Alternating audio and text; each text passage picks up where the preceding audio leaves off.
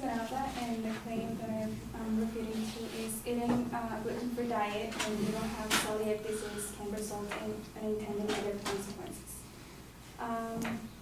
The three secondary claims that were used for this was one, people who eat gluten-free diet may become malnourished.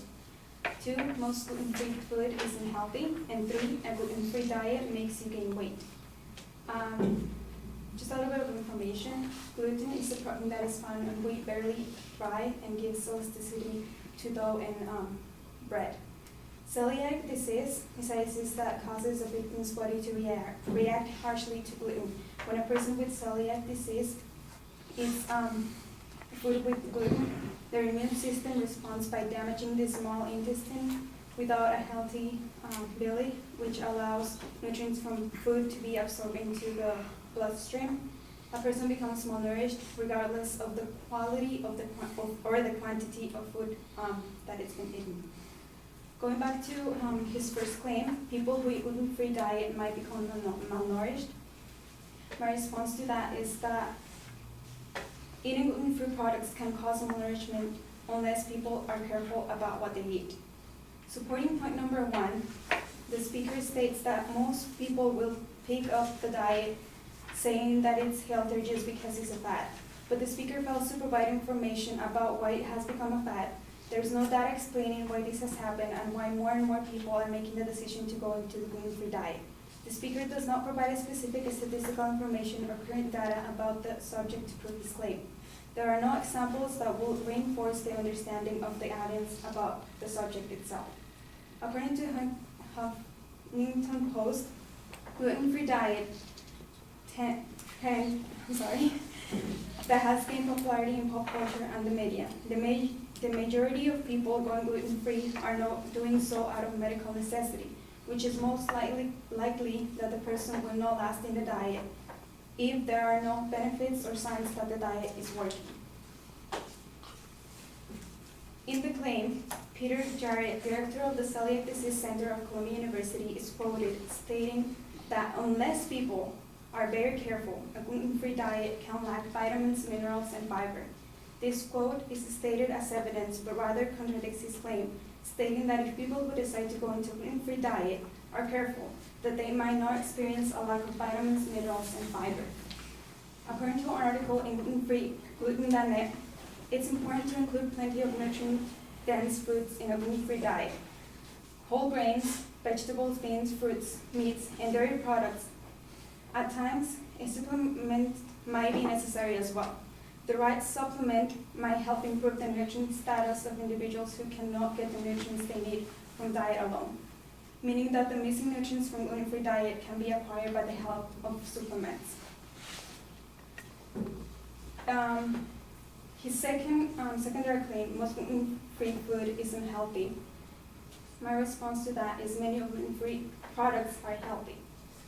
In the evidence provided by the speaker, there are no specific examples of gluten-free food that isn't healthy. According to glutenfree.com, many of the healthiest foods, such as vegetables, fruits, beans, nuts, and seeds, low-fat, unflavored dairy products, lean meats, fish, chicken, are natural gluten-free. The speaker continues to support his claim by quoting an article in UW Health stating that gluten-free foods have often more calories because they contain added sugar fat mixed into the same substitute flour to make the item more palatable, leading to higher calories. According to Tanya Zuckerbrot, a registered dietitian in New York City, as long as you continue to eat a balanced diet, cutting gluten probably won't cause any harm. Also, if a person is going through a gluten-free diet because they're trying to find a healthier diet, if that's the case, they will probably avoid such products high in calories even if they taste better. His last claim, a gluten-free diet makes you gain weight. On supporting point 3, the speaker is making the assumption that just because most gluten-free food isn't healthy, referring to his second supporting point, that people who consume these products will gain weight as a result of consuming unhealthy gluten-free foods. The speaker fails to provide enough evidence to support the claim, which again comes as an assumption based on his second claim. There's no data to support this claim, and the subject is underdeveloped. And again, if a person who is in a gluten-free diet starts to gain weight, they will probably stop the diet as a result. So in conclusion, eating a gluten-free diet when you don't have celiac disease can have benefits for other people who have other health problems and those who are looking for a healthy diet if he or she or the person that's in the diet has a balanced diet. Thank you.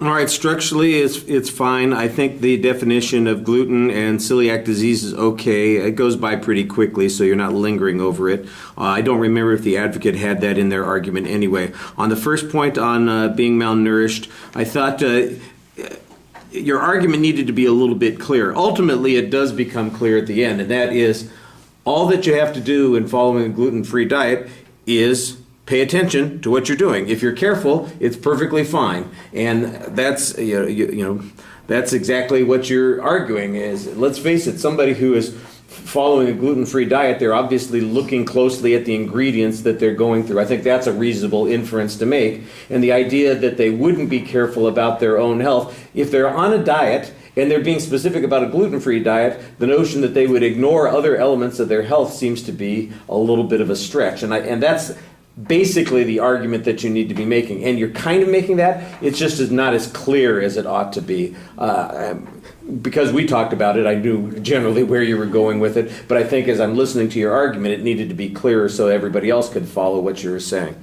All right, on the second point about it being healthy, I mean, basically you make a counterclaim that it is healthy. Obviously, it's healthy for the people with celiac disease, but I thought it was helpful for you to list all of those foods that don't have gluten in them. When we're talking about gluten-free diet, what are we talking about? Vegetables, fruits, seeds, meat, chicken. My goodness, that sounds unhealthy to you, doesn't it? You know, that's exactly what people are supposed to be eating. What we're avoiding with gluten-free diet are those foods that are processed, flour-based, cereal-based, that sort of thing, where oats and wheats and those kinds of things, which have this gluten component in it that creates the problem, well, that's not in most of the food that people eat. It's just in some particular foods, and you can avoid those kinds of things. I thought you also had a good quote here. That was the one piece of evidence that jumped out that said, look, if people are eating a balanced diet, they don't have anything to worry about in this situation. I thought that that was the best piece of evidence that you had in your argument. Kind of gives us an unbalanced view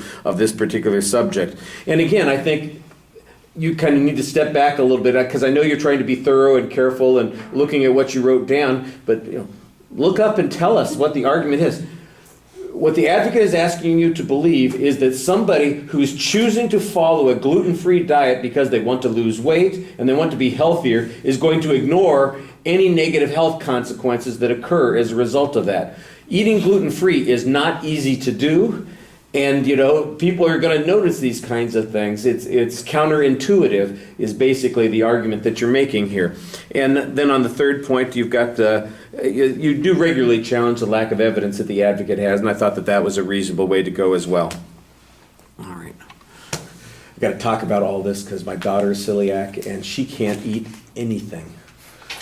She's allergic to corn and gluten, and she's got to stay gluten-free. So, yeah, because corn is one of those substitutes. You can eat the corn. No, she can't. No corn syrup, and that's in everything. Basically, she comes over once a week to eat with us. And for dinner, we make dinner, bacon and eggs. Sometimes we can have some fruit. Cook a steak. That kind of stuff. And vegetables, but boy, what a pain in the butt. All right, Natalie.